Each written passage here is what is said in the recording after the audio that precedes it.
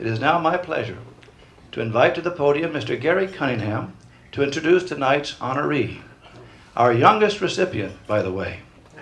So far, Gary is a fellow alum, a former recipient himself, the first, and a tremendously close friend of the Abian School.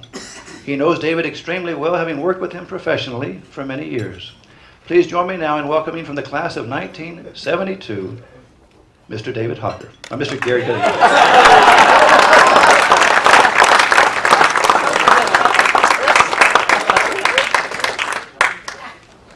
Thank you, Father.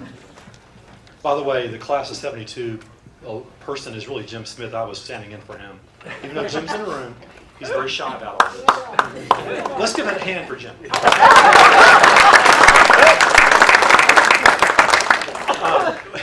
Okay, down to business. It's certainly a pleasure and an honor to introduce David for the Moroney Award. And gosh, I've seen David's face almost every day for the last 10 years, and we still like each other, which is impressive. Maybe one of the few people. But my introduction actually chronologically goes back to almost the year he was born, which is really strange. I was a young guy out of college. I graduated in '76 out of UT Austin. And I was working for a big firm in downtown Dallas. We called it HOK because the names are too hard to pronounce. And one day I got a call from my boss saying, could you come up front? I want to have you meet somebody. And there was Sam Hocker. And King, my boss, said, Sam has come to the office, and we do work with Sam. He's asked to have someone in the office moonlight in addition to his house. And I said, I'm into that, yeah. I'll make some money. And he actually paid me. But it was amazing because that was the year, I think it was kind of the year David was born. And I think I remember Leslie being pregnant when I was meeting with you guys. And I did several projects with Sam and Leslie. The first was converting their garage to a playroom for David and his sister. And we did projects later on. And the last project is ongoing now, the ranch house that David actually works on. But, you know, it was interesting that I got to know David when he was basically an egg. And I have to give his parents a lot of credit for David's amazing development, and also Gisela, who's taken the last 5 or 6 years and straightened him out when he quit listening to his parents. But it was fun that I did get to meet David that way through his parents 30, 40 years ago.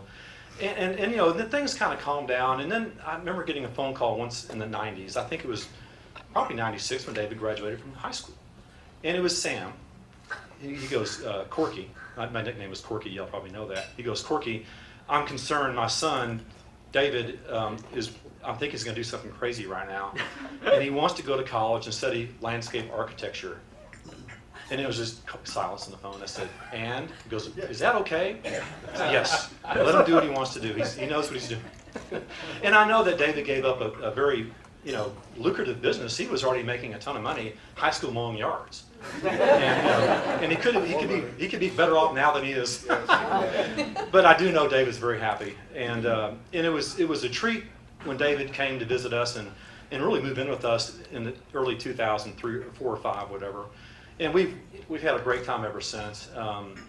And without a doubt, David has had, I'm actually rather jealous because in 10 years he's gotten 20 plus state awards, a couple national awards. He's outdone me in my 30-year career. So, I guess it's a testament to the evolution of Cistercian students. They get smarter. We were of the era that was kind of scary. In fact, I'm not sure the monks even claim us.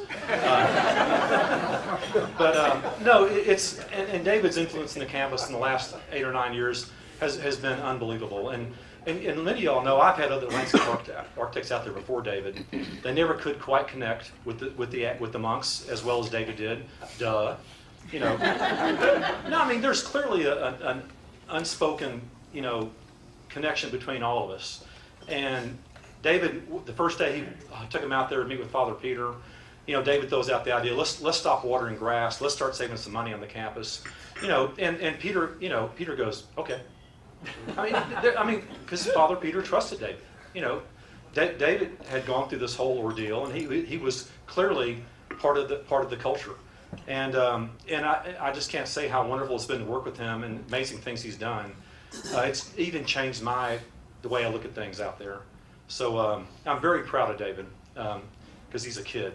I'm looking forward to hearing what he's going to have to say. But David, congratulations, and I'm very proud of you.